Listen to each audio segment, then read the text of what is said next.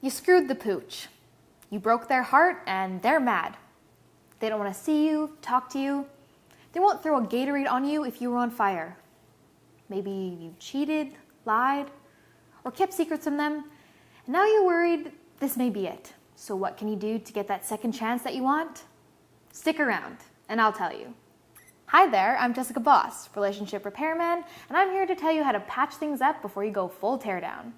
This is going to take a little more than some spackle and a coat of paint, but with a little elbow grease on your part, we'll get you right up to code.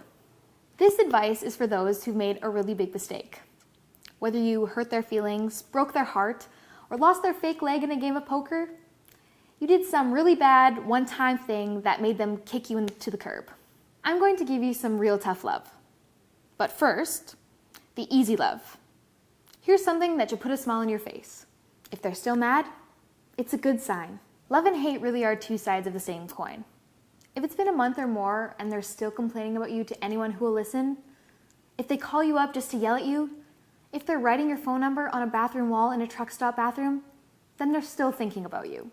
They're mad at you for what you did, but they're also mad at you for destroying the relationship because they still want to be with you. If they're still willing to put the effort into hating you, it usually means they care. So what should you do? Step 1, give them some space. I know you're eager to get them back, but now is the time to cool off. They need to be free to feel these bad things towards you and then get them out of their system. Trying to fix things too quickly shows a lack of respect for their feelings. It shows that you don't take this as seriously as you should. The breathing room you allow depends on how serious the infraction was, but anywhere from a couple days to a couple weeks is a good rule of thumb. Don't call them, text them, or bother them in any way. When they've cooled down, it's time for step 2, a sincere apology. This is the part that many people get wrong, so pay attention. I'm really sorry, I'm a piece of shit, won't do it this time. You need to think this one through. Answer these questions. What did you do wrong? Pretty straightforward, but your apology needs to include an acknowledgement of what you did that hurt them, or it won't mean anything. Why did you do it? Maybe you were scared, maybe you weren't thinking, maybe you have a perfectly reasonable explanation. Forget it. They're hurt. You're trying to explain yourself isn't going to make them feel any better. It will just feel like you're making an excuse.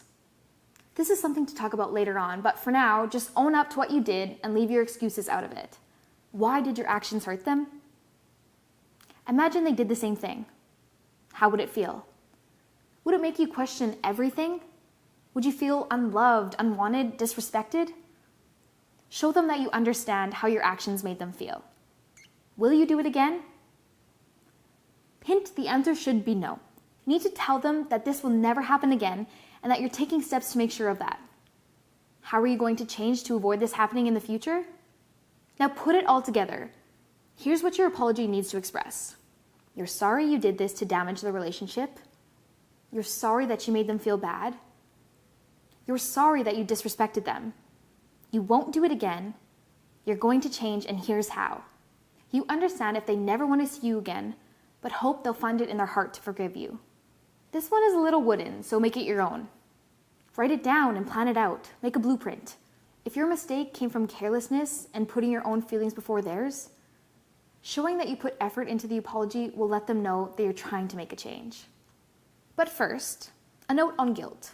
It's good that you feel guilty. It means that you care, but don't let your guilt do more damage. This happens when you focus more on getting their forgiveness than you are making things right. You need to focus on changing your behavior and supporting them. Don't expect to be forgiven right away, and don't wallow in how much you hurt them and how bad you feel about it. Remember, they're the ones that got hurt, not you. So here it is, the real key to fixing things. You need to show them you've changed. An apology only goes so far. It's important that you put your money where your mouth is. Depending on what you did, you need to tailor your change to the situation. If drinking is a big problem for you and it led to you hurting them, quit drinking. Stop hanging out with people who lead you into temptation and cut certain toxic people out of your life. Whatever it is, make sure it's a change you can stick to and make sure they see you doing it. If you cheated, then it can be hard to show you've changed.